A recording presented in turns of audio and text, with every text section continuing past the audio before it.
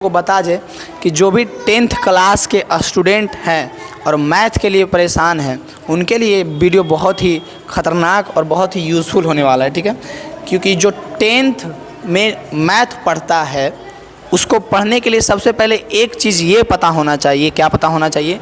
कि मैथ पढ़ा कैसे जाता है। ठीक है, तो वो चीज़ तो पता होता नहीं है, बस केसीसी ना एनसीईआरटी या जो भी है उसका सॉल्यूशन करते जा रहे हैं। तो वैसे नहीं करना है। देखिए होना क्या चाहिए, होना ये चाहिए सबसे पहले आपको पता होना चाहिए कि हमारे जो 10th के मैथ है उसमें कितना चैप्टर है। ठीक है, जितना चैप्टर है सभी का नाम आपको पता होना चाहिए। जैसे कि एक एग्जांपल देते हैं कि जैसे पहला चैप्टर है, पहला चैप्टर का नाम क्या है? तो पहला चैप्टर का नाम है वास्तविक संख्या। क्या नाम है?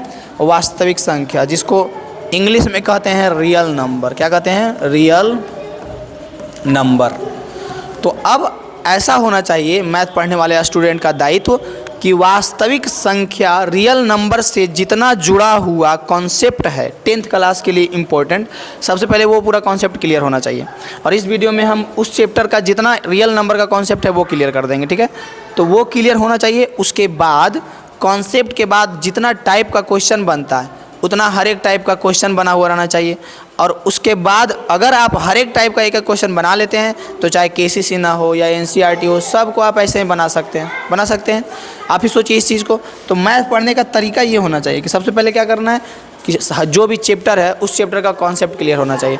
कॉन्सेप्ट क्लियर हो गया, जितने तरह का जितना टाइप का क्वेश्चन होता है हर एक टाइप का पहले एक एक क्वेश्चन आप सीख लीजिए। सीख लिए, अब उसी टाइप का जितना केसीसी ना एनसीईआरटी में है खुद से ट्राई कीजिए, खुद से बनाइए, बनेगा बेहतर होगा।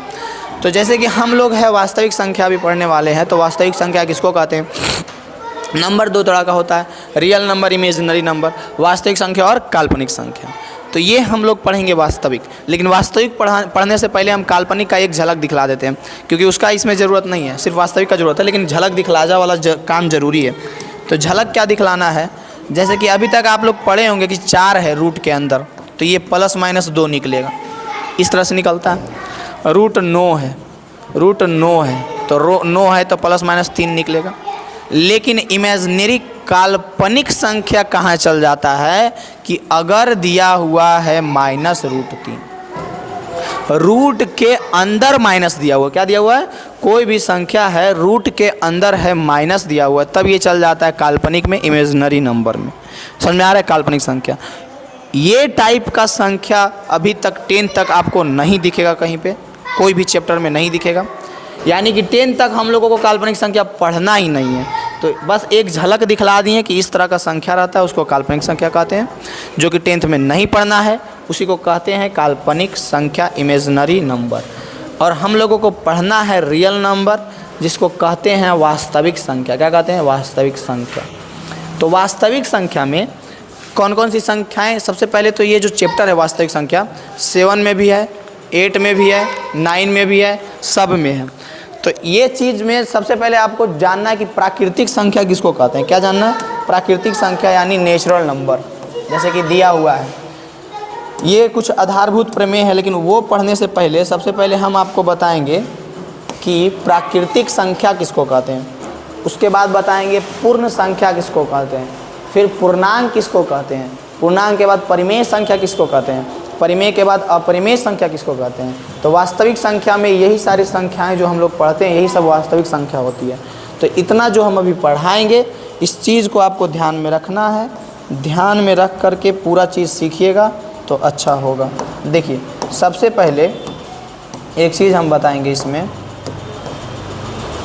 जो कि 9th में भी आप लोगों को पढ़ना था, प्राकृतिक संख्या। सबसे पहला टॉपिक प्राकृतिक संख्या।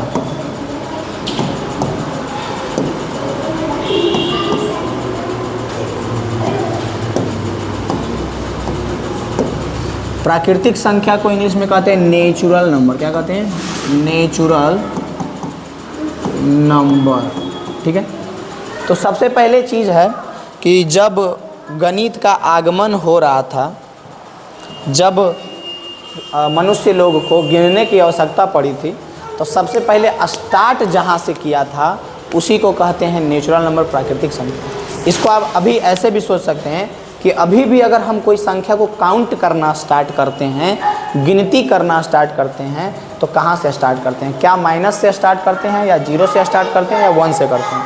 तो इसी का परिभाषा बता दिया जाता है कि गिनती की संख्या को क्या कहते हैं? प्राकृतिक संख्या कहते हैं। देखिए ये सब चीज़ 9th में भी पढ़ना है, लेकिन एक एक झलक सबका हम दिलाते जाएंगे। तो कैसे भाई गिनती का संख्या किसको कहते हैं? 1 2 3 4 इसी तरह से इन्फिनिटी तक। क्योंकि कोई भी संख्या जब हम गिनती करने के लिए स्टार्ट करते हैं तो कहाँ से स्टार्ट करते हैं? 1 से स्टार्ट करते हैं, 2 3 4 वैसे ही चलते जाता है। तो प्राकृतिक संख्या की बात हो गई कि जब भी हम 1 से कोई संख्या स्टार्ट करेंगे अनंत तक जाएगा तो उसको प्राकृतिक। परिभाषा इस तरह से जो कि कहीं पे काम आता नहीं है, बस आपको समझना है। तो समझने के लिए हम परिभाषा से हट के आपको एक चीज़ समझाते हैं हमेशा। क्या समझाते हैं? कि आपको कोई भी जो संख्या हम लोग पढ़ेंगे कि प्राकृतिक संख्या, पूर्ण संख्या, तो ये परिभाषा तो ठीक है, पढ़ लो लिख लो, ध्यान में रखो, लेकिन समझना क्या है ये समझो। समझना ये है कि एक से, कहाँ से? एक से लेकर के अनंत तक जितना संख्या आपको दिखेगा, एक से अनंत तक जितना संख्या दिखेगा सबको हम प्राकृतिक संख्या कहेंगे। क्या कहेंगे? दिमाग में ये बात सेट करना है कि अगर हमको कहीं पे बांटने का ज़रूरत आ गया कि हम प्राकृतिक संख्या किसको कहेंगे, तो दिमाग में ये सेट रखना है कि एक से अनंत तक जितना संख्या होगा सबको क्या कहेंगे? प्राकृतिक संख्या कहेंगे। प्राकृतिक संख्या के बाद आता है पूर्ण संख्या। दूसरा क्या आता है? पूर्ण संख्या। दूसरा आता है पूर्ण संख्या।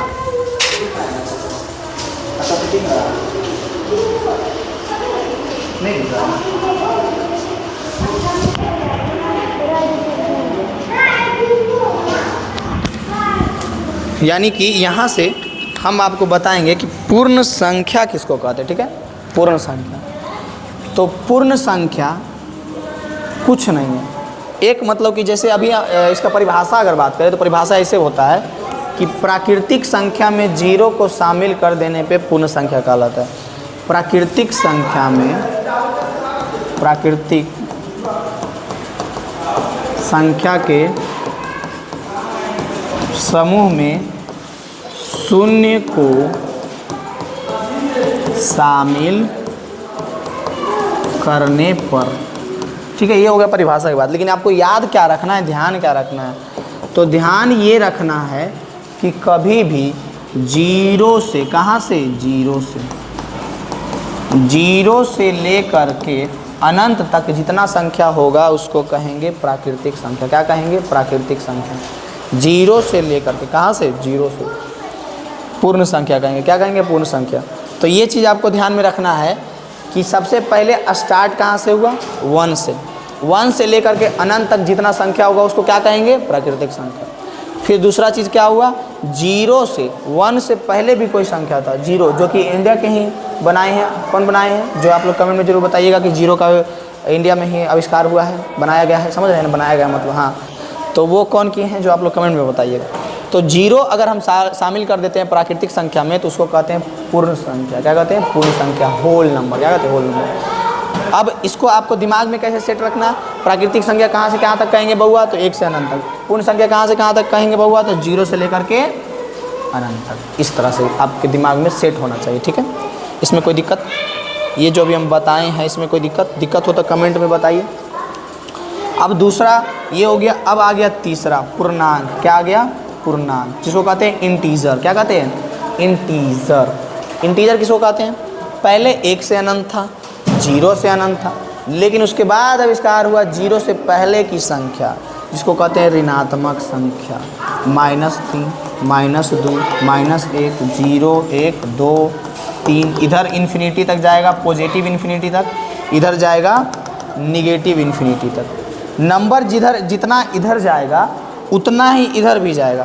फ़र्क इतना है, इधर प्लस पे जाएगा, इधर माइनस पे जाएगा। बस इतना डिफरेंस है दोनों के बीच। तो आप लोगों को याद क्या रखना है? परिभाषा को मारिए गोली और याद ये रखिए प्राकृतिक संख्या यानी 1 से लेकर के अनंत तक। आँख बंद कीजिएगा, प्राकृतिक संख्या बोलिएगा तो आपके दिमाग में आना चाहिए नंबर 1 से अनंत तक। पूर्ण संख्या दिमाग में नंबर आना चाहिए 0 से अनंत तक, पूर्णांक तो दिमाग में नंबर आना चाहिए ऋणात्मक, सभी संख्या 0 से अनंत तक ही होगा, लेकिन सब में क्या लगा हुआ रहना चाहिए, निगेटिव। ये हो जाएगा। कोई दिक्कत यहाँ तक? यहाँ तक में कोई दिक्कत? अब बात आ गया भिन्न संख्या का। भिन्न यानी जिसको हम p/q के रूप में लिख सकते हैं, उसको कहते हैं परिमेय संख्या। क्या कहते हैं? परिमेय संख्या। ये सब आप नोट करते जा सकते हैं, या फिर मेरे नंबर से कांटेक्ट कीजिएगा तो मस्त ये सब का नोट्स भी आपको दे दिया जाएगा। उसके बाद चौथा हम लोगों को पढ़ना है परिमेय संख्या। हाँ, उससे पूछो। उसके बाद एक और पढ़ना है अपरिमेय संख्या। क्या पढ़ना है? अपरिमेय संख्या। अपरिमेय संख्या। अब देखो यहाँ पे ध्यान क्या रखना है, परिमेय संख्या रेशनल नंबर, अपरिमेय संख्या इरेशनल नंबर। तो परिमेय संख्या किसको कहेंगे? तो आपको याद रखना है कि वैसा संख्या जिसे हम p/q के रूप में लिख सकते हैं, वैसी संख्या जिसे हम p/q के रूप में लिख सकते हैं। कैसे लिख सकते हैं? p/q के रूप में, जहाँ q बराबर 0 नहीं होना चाहिए। अब देखो, अब इसमें ऐसा संख्या जिसको हम p/q के रूप में नहीं लिख सकते हैं, √3, √2, √5, इस प्रकार की संख्या p/q के रूप में। अब यहाँ पे q = नॉट 0 क्यों लिखे हैं? जो चीज़ को आप समझिए, अगर आपको हम बोले 5/0, अगर हम आपको बोले 0/5, अब बोले 5/0, दोनों में डिफरेंस समझिएगा। जब हम बोले 0/5 यानी 5 से हमको 0 में भागा देना है और लाना 0 है, ऐसे। अगर हम यहाँ पे लिख दे, चलिए एक और यहाँ लिख देते 10/5, तो इसको क्या करते? 5 से भागा देते 10 में, 2 बार में लगता है 5 दूनी के 10, 2 बार में लगता है 5 दूनी के 10, ख़त्म खेला, आंसर कितना हो जाता? 2, यानी इसका आंसर हो जाता 2। होता ना? होता कि नहीं? इसी चीज़ से आप ये तीनों चीज़ समझ जाइएगा कि q बराबर 0 क्यों नहीं रहता है। सबसे पहले 10/5 करते हैं, 5 दूनी 10, 2 कट जाता, 2 आ जाता। 5/0, 0/5 किए तो यानी कि 5 से भागा देना है 0 में, ठीक है। तो कितना बार में 0 आएगा? तो 5 को हम 0 बार में गुना करेंगे, 0 आ जाएगा, यानी कि इसका भी आंसर क्या आ जाएगा? 0। ये चीज़ रिलेट करके समझिए, जो कि हर एक कोई आपको नहीं समझाएगा, बस ऐसे ही ऊपर ऊपर बोल के निकलते जाएगा। अब यहाँ पे इसका वैल्यू 0 आ गया, इसका वैल्यू 2 आ गया। अब यहाँ पे इसको देखते हैं, 5/0 यानी 0 से 5 में भागा देना है, 0 से 5 में भागा देना है। 0 का पहाड़ा पढ़िए, कई बार पढ़िएगा? एक बार। चलिए एक बार में लगाते हैं, तो 0 एकम 0, फिर 5 आ गया, फिर लगाइए 2 बार, 2 बार में लगाते हैं, 0 दूनी 0, फिर आ गया 5, फिर लगाइए 3 बार 0, फिर आ जाएगा 5। मतलब कि आप करते करते बूढ़ा हो जाइए, 4-5 को जन्म ले लीजिए, 7-8 जन्म ले लीजिए, 9-10 जन्म ले लीजिए, लेकिन ये कभी ख़त्म नहीं होगा। तो यही कहते हैं ये अनंत तक जाता है, इसका वैल्यू क्या हो जाता है? अनंत। इसीलिए 0 नहीं रखा जाता है। समझ में आया? अब यहाँ पे आपको थोड़ा सा ये याद रखना है हमेशा के लिए कि कभी भी, जो कि 10th में बच्चा पहुँच जाता है लेकिन इतना छोटा चीज़ नहीं पता रहता है और बकलोल जैसा मुंह बना लेता है, कभी भी कोई भी संख्या ऊपर में रहे, चाहे कितना बड़ा संख्या रहे, लेकिन नीचे 0 आ जाए, नीचे 0 आ जाए, तो उसका मान क्या आ जाएगा? अपरिभाषित। अनंत कह सकते हैं, अपरिभाषित कर। अगर हम बोले अभी 2025 चल रहा है, 2025/0, इसका मान क्या आएगा? अपरिभाषित। लेकिन इसका उल्टा अगर हम बोले, क्या बोले कि 0/2025, 0/2025, तो इसका मान क्या आएगा? तो 0 आएगा। लेकिन ये सिर्फ आपको दिमाग में खटकना चाहिए और याद रहना चाहिए कि कभी भी ये ऊपर वालों को क्या कहते हैं? ऊपर वालों को कहते हैं अंश। ऊपर वालों को क्या कहते हैं? अंश। और नीचे वालों को क्या कहते हैं? हर। नीचे वालों को कहते हैं हर। तो दिमाग में आपके ये खटकना चाहिए कि कभी भी अगर हर 0 हो रहा है तो उसका मान क्या होगा? अपरिभाषित होगा। क्या होगा? अपरिभाषित। लेकिन अगर अंश 0 हो रहा है तो उसका मान 0 होगा। ये चीज़ आपको याद रखना है इसमें, बस इतना ही याद रखना है। अपरिमेय बता दिए, परिमेय बता दिए, 4-5 को जो भी था डेफिनेशन बता दिए। यहाँ तक नंबर, ये जो जितना भी संख्या अभी पढ़ाए हैं 5 गो, ये जो 5 संख्या पढ़ाए हैं, ये 5 संख्या जो पढ़ाए हैं, इसी को कहते हैं रियल नंबर। क्या कहते हैं? Real number. क्या कहते हैं? Real number. इतना जो पढ़ाए हैं इसी को कहते हैं रियल नंबर, वास्तविक संख्या। यही चीज़ें हमको ये चैप्टर में पढ़ना होता है। अब देखिए यहाँ से थोड़ा सा साइड की चीज़ें कुछ बताते हैं। साइड की चीज़ें क्या? अब ये सब चीज़ तो हम ऐसे समझा दिए, इसका अगर नोट चाहते हैं तो ये जो मेरा नंबर है इस पर आप मैसेज कीजिएगा, तो आपको एकदम मस्त पहला चैप्टर का एकदम सुंदर सा नोट्स मिल जाएगा। ठीक है, जो भी वहाँ पे आप बात कर लीजिएगा, आपको कितना क्या होगा वो मिल जाएगा, ठीक है। तो ये चीज़ आपको समझा दिए, नोट्स चाहिए तो ले लीजिएगा।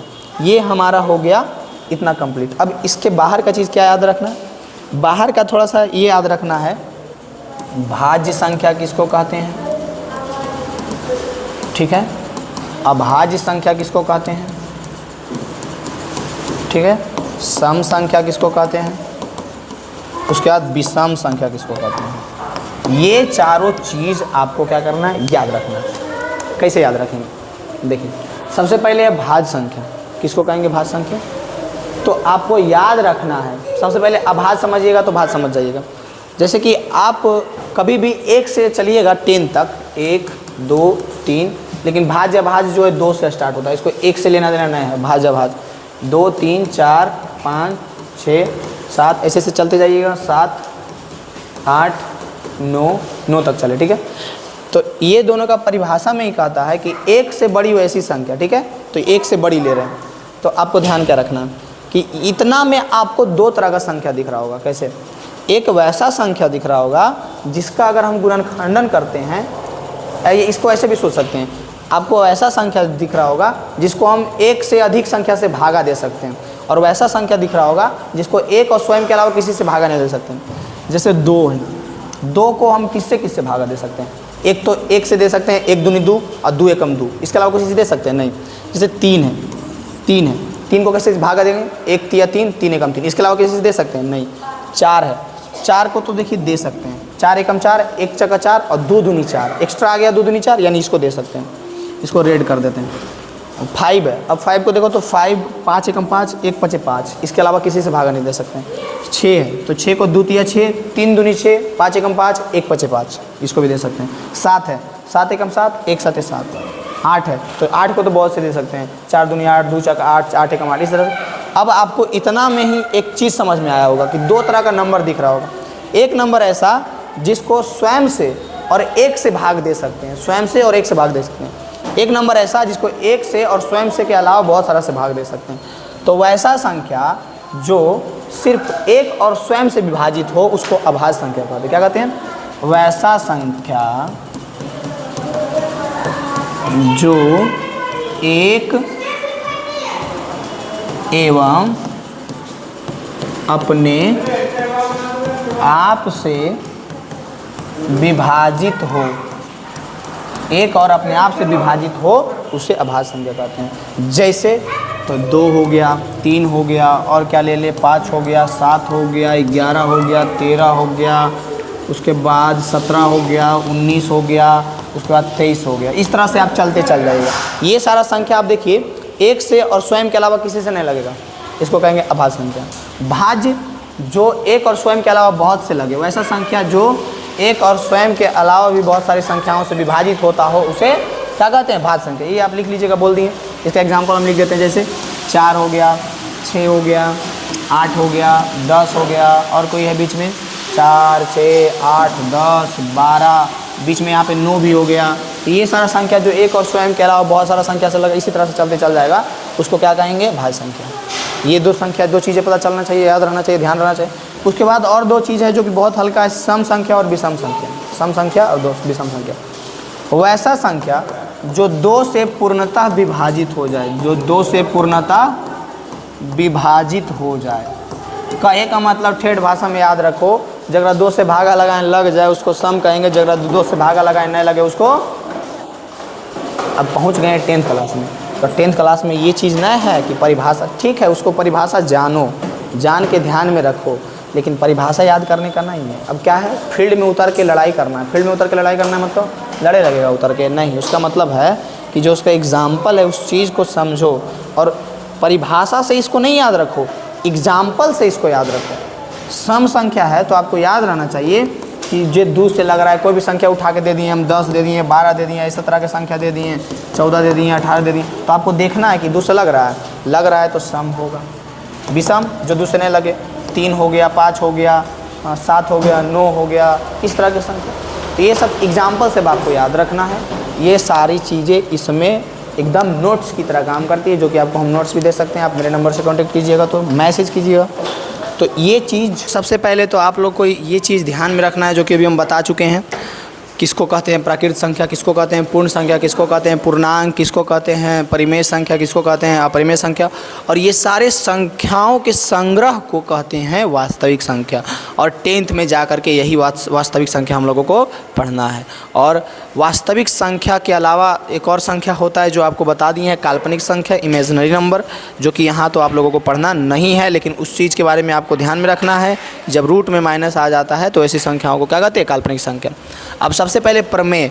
गणित जब 9th का पढ़िए, 10th का पढ़िए, NCERT में प्रमेय दिया हुआ रहता है, मतलब कॉन्सेप्ट दिया हुआ रहता है, उस चीज़ का जो फिक्स है, जो बात जो फिक्स है वो दिया हुआ है। जैसे कि इसमें दिया हुआ है, प्रत्येक भाज्य संख्या को अभाज्य संख्याओं के एक गुणनफल के रूप में व्यक्त यानी उसको गुणनखंडित किया जा सकता है तथा यह गुणनखंड अभाज्य गुणनखंडों के आने वाले क्रम के बिना अद्वितीय है।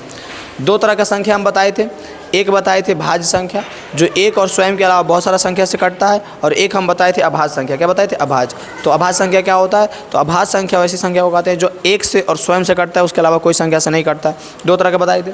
तो अब हम लोगों को ये पहला आधारभूत प्रमेय बता रहा है, क्या बता रहा है कि प्रत्येक भाज्य संख्या को अभाज्य संख्याओं के गुणनफल के रूप में हम लिख सकते हैं, और अभाज्य संख्याओं के गुणनफल के रूप में जो लिखते हैं वो अद्वितीय होता है। मतलब ऐसा फिर नहीं लिख सकते, मतलब नहीं समझ में आया होगा, अब समझाते हैं।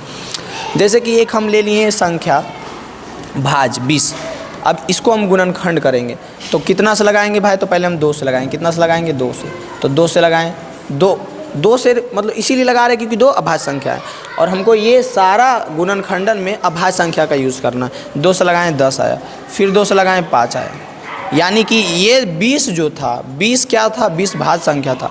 इसको गुणनखंड किए, इसको तोड़े तो अभाज्य संख्याओं के गुणनफल के रूप में लिख दिए। कैसे लिख दिए, अभाज्य संख्याओं के गुणनफल के रूप में। कैसे लिख दिए, अभाज्य संख्याओं के गुणनफल के रूप में लिख दिए। कोई दिक्कत, 2 दूनी 4 5 26।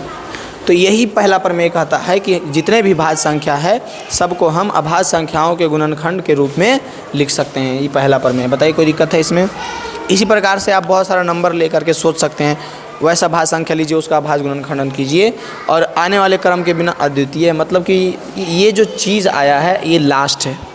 क्या इसके बाद हम इसको और तोड़ सकते हैं? इस 20 को 2 गुने 2 गुने 2 पूर्ण संख्या के रूप में इतना के अलावा और तोड़ सकते हैं।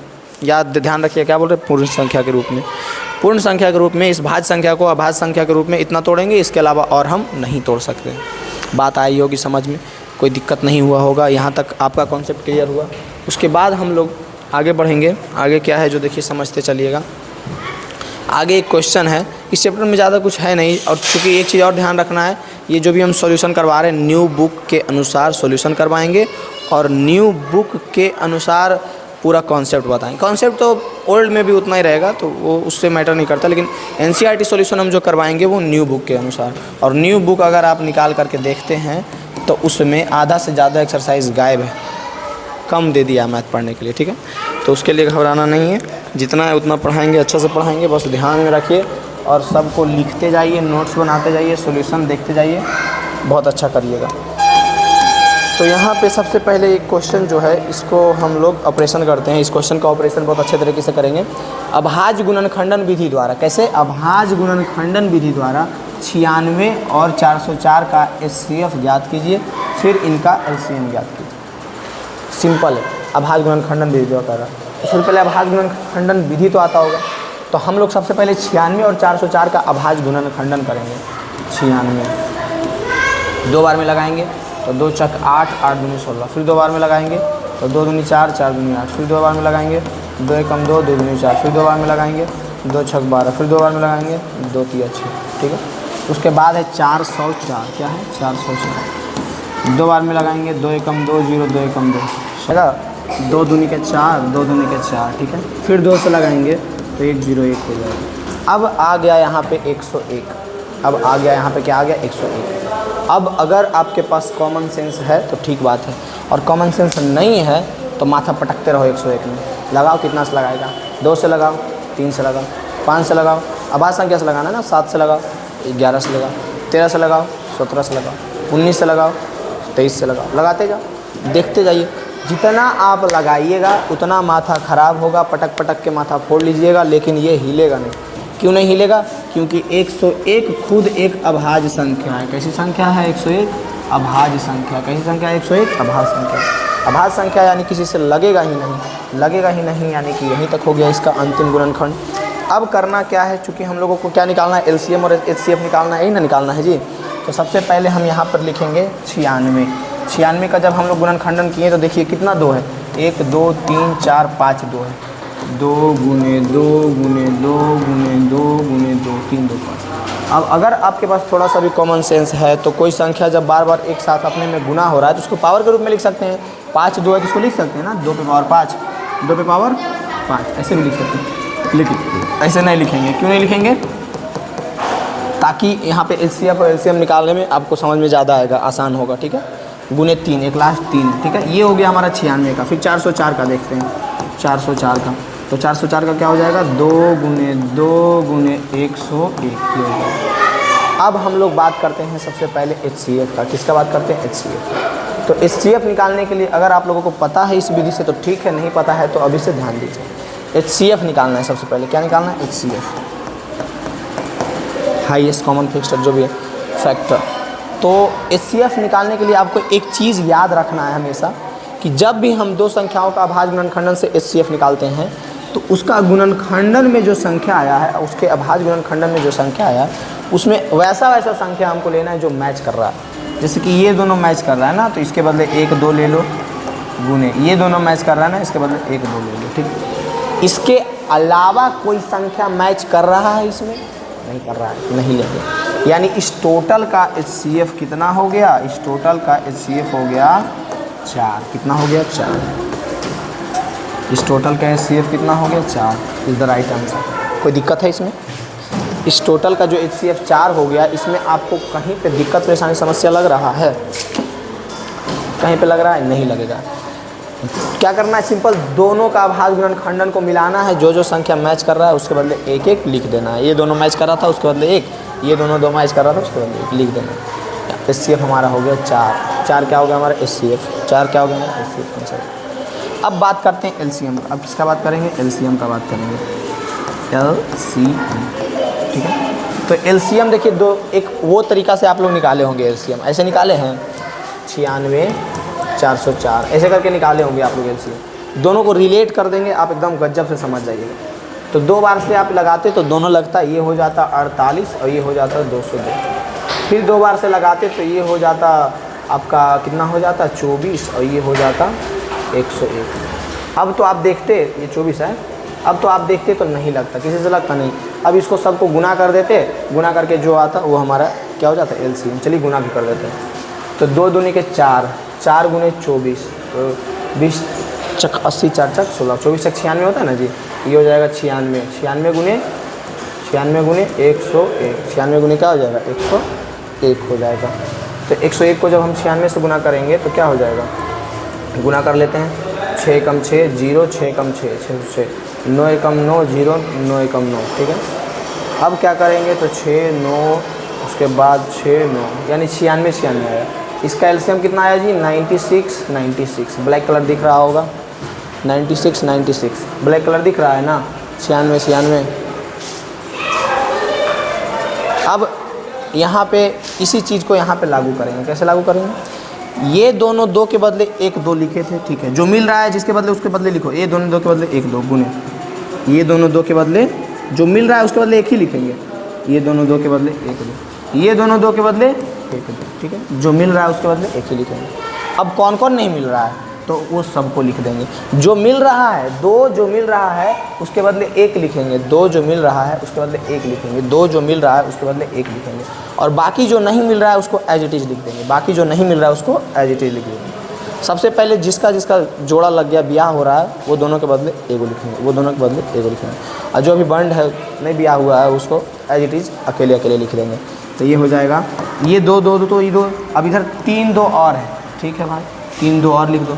ये 3 2 को हम डायरेक्ट 8 लिख देते हैं। 3 2 को डायरेक्ट काहेला, ये 8 में फिर 3 गुना करबे करेंगे तो डायरेक्ट 24 लिख दें। बिल्कुल लिख देते हैं, कोई दिक्कत होगा जी? बोलिए।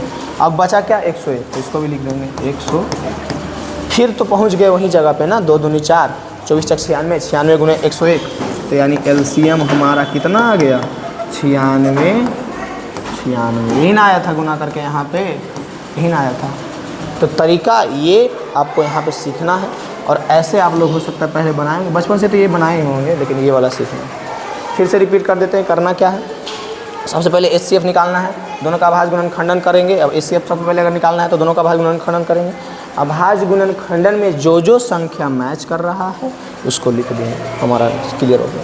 एलसीएम के लिए जो संख्या मैच कर रहा है उसके बदले 1 लिखेंगे, जैसे ये दोनों लिखा है उसके बदले 1, ये दोनों मैच कर रहा है उसको बदले, और बाकी जो बचेगा एज इट इज़ लिख देना है, बाकी जितना संख्या बचेगा उसको एज इट इज़ लिख देना है।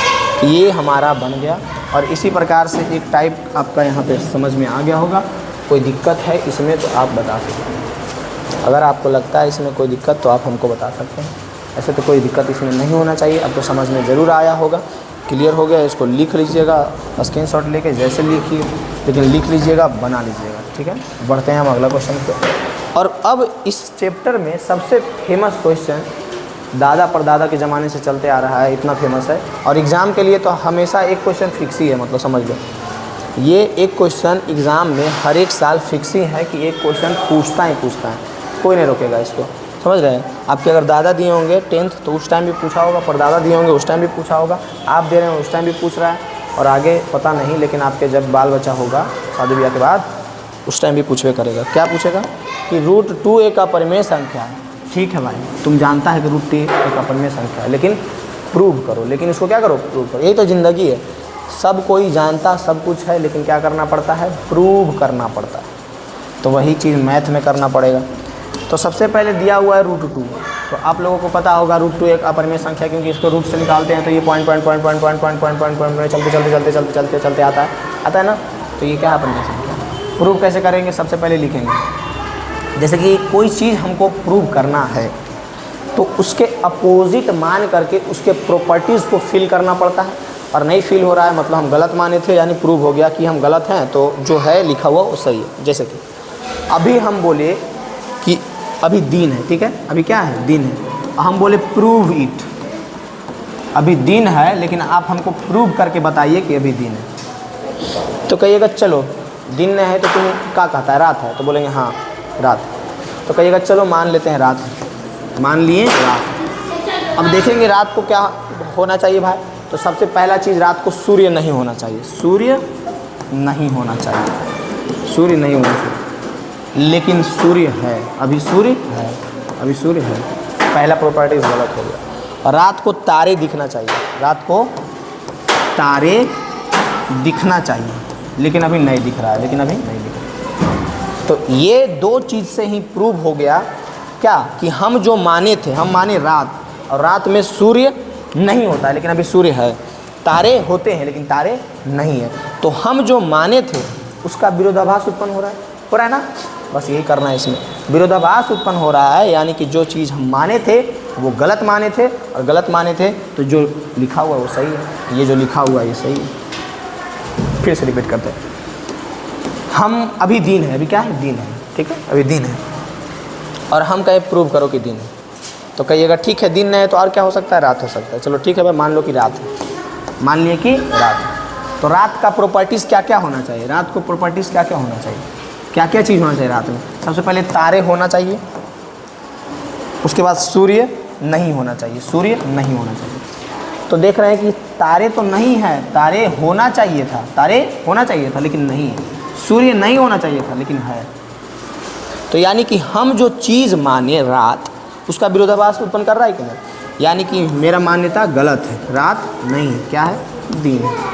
सिंपल, इस चीज़ को अगर आप रिलेट कर पा रहे हैं, ऐसे करके कोई नहीं बताता होगा, कहीं भी आप किए होंगे, ऐसे आपको नहीं समझाया होगा। तो सेम वही चीज़ यहाँ पे हम लोगों को परिमेय अपरिमेय के साथ खेलना है, बनाना नहीं, खेलना है। क्या खेलना, कि दिया हुआ है कि √2 एक अपरिमेय संख्या है, और कह रहा है कि बताओ कि परिमेय संख्या है। तो कोई बाकल बुत्र रहेगा, बाकल नहीं, दबंग टाइप का जो चलाक बुत्र रहेगा, यहाँ पृथ्वी का सबसे चलाक बुतरू, तो वो कहेगा कि आपको नहीं पता, यहाँ लिख देगा, आपको एग्ज़ाम में जब ये क्वेश्चन आएगा तो आप ऐसे लिख देना, आपको नहीं पता है क्या कि यह अपरिमेय संख्या, यह अपरिमेय संख्या। फिर नीचे लिख देना। तो आप टीचर क्यों बने जब आपको यही नहीं पता है जो प्रूव करने बोल रहे हैं। बस एकदम नंबर गड़गड़ा के मिलेगा, इतना नंबर मिलेगा कि आप सोच नहीं रहे। ठीक है, तो ये हो गया कोढ़ी लोग के लिए। अब जो पढ़ने वाला बुतरू है उसके लिए क्या है, उसके लिए ये है कि सबसे पहले हमको मानना पड़ेगा, माना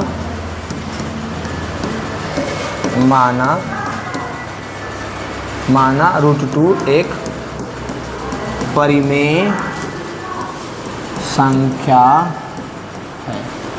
सबसे पहले क्या मान लिए, √2 एक परिमेय संख्या। तो परिमेय संख्या का परिभाषा क्या बताए थे, जिसको हम p/q के रूप में लिख सकते हैं और q = नॉट 0। तो यानी कि √2 किसके बराबर होना चाहिए, √2 जो है p/q के बराबर होना चाहिए, जहाँ p तथा q, जहाँ p तथा q सहअभाज्य है एवं q is not equal to 0, और p और q जो है वो बिलोंग करता है किससे, इंटीजर से। किससे बिलोंग करता है, इंटीजर से। p और q एक पूर्णांक है। ये जो प्रूव करते हैं आप लोग, हो सकता है समझ में आता हो, नहीं आता हो, लेकिन उसका सबसे बड़ा कॉन्सेप्ट, सबसे बड़ा जड़ यहीं पे छुपा हुआ होता है प्रूव करने वाला में।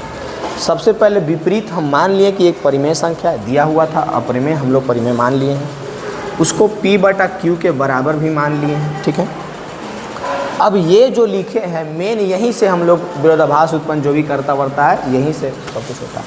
हम p और q सहअभाज्य माने। क्या माने, सहअभाज्य। जहाँ p और q एक पूर्णांक है, q के बराबर 0 नहीं होगा, क्योंकि परिमेय संख्या का ये रूल है, q बराबर 0 नहीं, p q पूर्णांक और p और q सहअभाज्य है। ठीक है, अब आपको एक चीज़ यहाँ पे ध्यान देना है कि सहअभाज्य मतलब को प्राइम मतलब जिस दो संख्याओं का सिर्फ एक ही गुणनखंड हो, एक ही नहीं, मतलब एक हो गुणनखंड, एक के अलावा कुछ नहीं, उसको सहअभाज्य कहते हैं। इसको ऐसे सोचो, जैसे यहाँ पे 3 और 5, अब दोनों का गुणनखंड क्या, एक के अलावा कोई और है नहीं, सेम दोनों का, इसी को कहते हैं को प्राइम। ये जो क्या कहते हैं, को प्राइम सहअभाज्य। तो हम लोग यहाँ पे p और q को प्राइम माने हैं, यानी कि एक ही गुणनखंड होगा, सिर्फ एक ही, एक होगा, सिर्फ एक ही, एक के अलावा कोई नहीं होगा।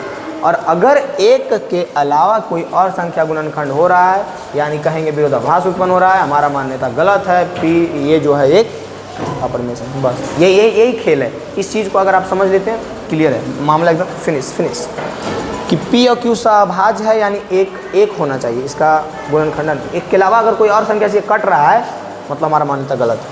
सबसे पहले क्या करते हैं, दोनों पक्षों में वर्ग करने पर, तो ये हो जाएगा √2 का स्क्वायर बराबर p/q का स्क्वायर, √2 का स्क्वायर बराबर p/q का स्क्वायर। यहाँ तक किसी को दिक्कत है, √2 का स्क्वायर बराबर p/q का स्क्वायर नहीं। यहाँ पे हो जाएगा 2 बराबर p² q² हो जाएगा। इधर आ जाएगा q² बराबर p² बराबर p² बटा 2, q² बराबर p² बटा 2, ये आ गया। अब यहाँ पे एक छोटा सा चीज़ आपको ध्यान रखना है। कौन सा चीज़ ध्यान रखना है, जो ध्यान दीजिए, छोटा सा चीज़ आपको ये ध्यान रखना है कि यहाँ पे q² बराबर p² बटा 2 है, तो p² 2 से विभाजित है। ये लिखने का मतलब यही ना हुआ कि p² 2 से विभाजित है। ये जो हम लिखे हैं, यहाँ से आप लोग नीचे लिखिएगा, जगह नहीं है तो हम इधर साइड में लिखेंगे। यहाँ का मतलब यही ना हुआ, यहाँ का मतलब ये हुआ कि p² 2 से विभाजित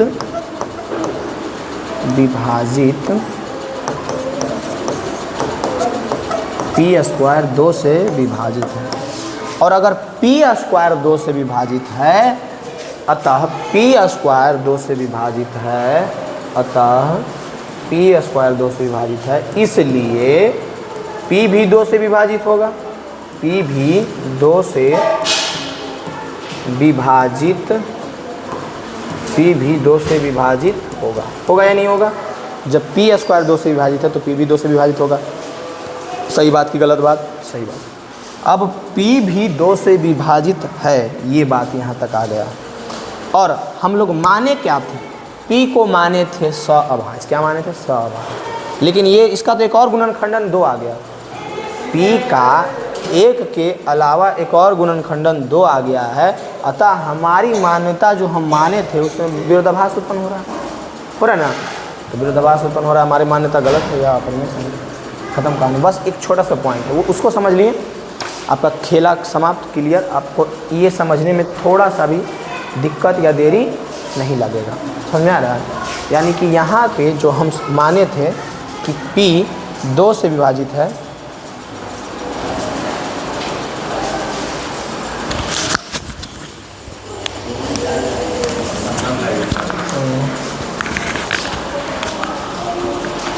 तो यानी कि हम माने थे क्या? P को माने थे सहअभाज्य। क्या माने थे? सहअभाज्य। लेकिन ये तो सहअभाज्य नहीं है। कैसे नहीं है? ऐसे नहीं है, क्योंकि ये 2 से विभाजित है। चूँकि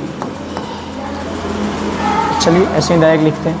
क्या है, कैसे लिखें? देखिए खुद से भी बना के, आप जैसे हम यहाँ पे डायरेक्ट सोच के लिख रहे हो, ऐसे आप भी सोच के लिखिएगा। खुद का ये बनाइएगा ना तो याद रहेगा। ऐसे रटना वटना से कोई ज़रूरत नहीं है, खुद का ये बनाइए, खुद सोचिए इस चीज़ को। बस जो प्रॉपर्टीज़ है वो सही यूज़ कीजिए और खुद सोच करके खुद का इसको बनाइए।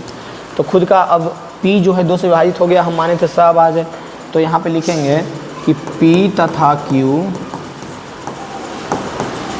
सहअभाज्य है 1 के अलावा एक और गुणनखंड 2 है हमारी। अतः दोनों में क्या हो रहा है? विरोधाभास उत्पन्न हो रहा है। दोनों में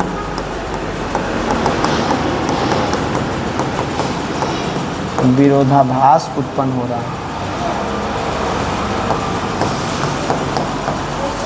विरोधाभास उत्पन्न हो रहा है। चूँकि एक और गुणनखंड 2 है, चूँकि P और Q एक अभाज्य संख्या था, इसलिए हमारी मान्यता गलत है। इसलिए हमारी मान्यता गलत है।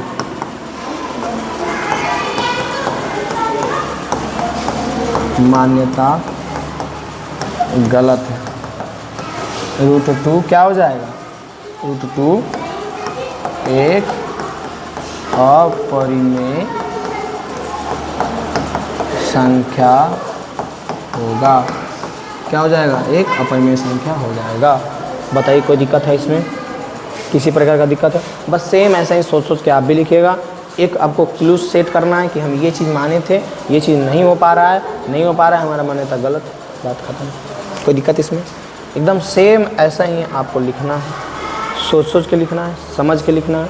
अगर आप ये कर लेते हैं तो बहुत अच्छा कर पाइएगा। अब इसको हम हटा रहे हैं, आप लोग स्क्रीनशॉट ले लीजिए, लिख लीजिए या जो कीजिए। अब करना आपको क्या है? करना ये है कि आपको एक और जो क्वेश्चन है इसको लेकिन आप लोग गड़बड़ा दीजिएगा, हमको पता है, तो नहीं गड़बड़ाइए। इसके लिए आपको हम हेल्प कर देते हैं। हेल्प क्या करेंगे? आप हमको इसको प्रूव करके भेजिए। किस पे भेजिएगा? 8298614113 इस पे आप इसको प्रूव करके ज़रूर भेजिए। समझ में आ रहा है? एकदम प्रूव करके आपको इस पे भेजना है। इससे आप हमसे जुड़ जाइएगा तो हर एक तरह का नोट्स वोट्स जो भी रहेगा आपको प्रोवाइड करवाया जाएगा। ये प्रूव करके ज़रूर भेजिएगा। जैसे एकदम पीछे एकदम सेम वैसा ही इसको भी प्रूव करना है। बाकी जो अभी माइनस प्लस लगा हुआ था ना, वो एक्सरसाइज में क्वेश्चन है, वो आपको प्रूव करने के लिए देखना है। एक्सरसाइज का वीडियो ज़रूर देख लीजिएगा। ये है बेसिक का वीडियो, न्यू बुक का सॉल्यूशन एक्सरसाइज करेंगे इसमें। अब देखिए इसमें फार्मूला क्या है आपको याद रखना है। जो देखिए ये आपको पेचीदा चीज़ देख करके हो सकता है समझ में भी आए और हो सकता है समझ में नहीं भी आए, हो सकता है समझ में भी आए और हो सकता है समझ में नहीं भी आए। तो आपको क्या याद रखना है? जैसे कि पीछे हम 2 संख्या लिए थे, 96 और 404, ठीक है। इसका HCF जो आया था वो 4 आया था अगर आपको याद है, और LCM जो आया था 96 आया था अगर आपको याद है, ये बात आया था ना। HCF 4 आया था, LCM 96 आया था, अगर आपको ये बात याद है तो इतना आया था। तो फॉर्मूला यहाँ से ये क्रिएट होता है, दो संख्याओं का गुणनफल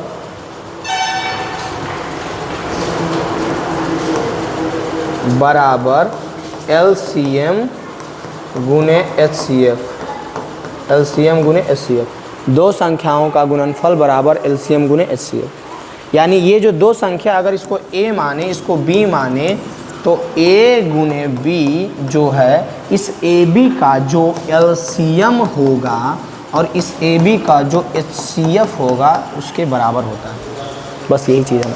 अगर इसको आपको प्रूव करना है तो हमारे पास दो संख्या है ना, 96 गुने 404, 96 गुने 404 बराबर LCM कितना आया था 96 गुने HCF कितना आया था 4।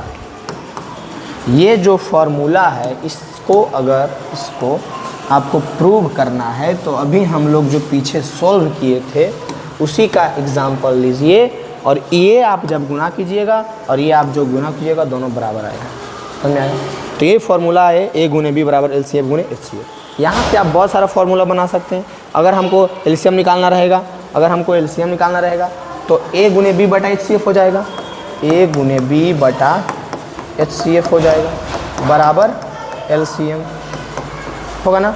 अगर हमको HCF निकालना है तो A गुने B बटा LCM बराबर HCF हो जाएगा। अगर हमको A निकालना है तो उसी प्रकार से हम कर देंगे LCM गुने HCF बटा B, इधर से उधर कर देंगे ये फार्मूला को जो हमको निकालना रहेगा उसके अनुसार। यानी यही फार्मूला आपको बहुत इंपॉर्टेंट है इस चैप्टर में, मेनली यही। इससे एक ऑब्जेक्टिव भी पूछता है कि अगर ये संख्या का HCF इतना है तो बताओ LCM कितना होगा, तो वो आप फटाक से बना लीजिएगा। और ये फार्मूला अगर आपको प्रूव करना है, ये गुना करके और ये गुना करके आप बताइए कि हाँ दोनों बराबर आया कि नहीं। अगर बराबर आया तो फार्मूला सही है, कमेंट में बताइएगा बराबर आया या नहीं आया। कोई दिक्कत यहाँ तक क्या, यहाँ तक कोई प्रॉब्लम अभी तक हुआ नहीं हुआ तो इसको स्क्रीनशॉट लीजिए, कॉपी में उतारिए, जो कीजिए। इसके बाद हम लोग लास्ट इसमें क्या क्या पढ़ना था, तो यही P और Q कोई अभाज्य है, उत्पत्ति, मतलब यही सब नौटंकी था। ठीक है, ज़्यादा इसमें स्ट्रेस नहीं लेना है, वर्ड्स को देख करके स्ट्रेस नहीं लेना, इसलिए वर्ड्स को हटा दिए कि वो वर्ड्स देख करके आप स्ट्रेस जरूर ले लीजिएगा। मेनली इसमें करना क्या है, आपको सबसे पहले वास्तविक संख्या के अंतर्गत कौन कौन सी संख्याएँ आती है जो ध्यान रखना है, पहला चीज़ ये हो गया।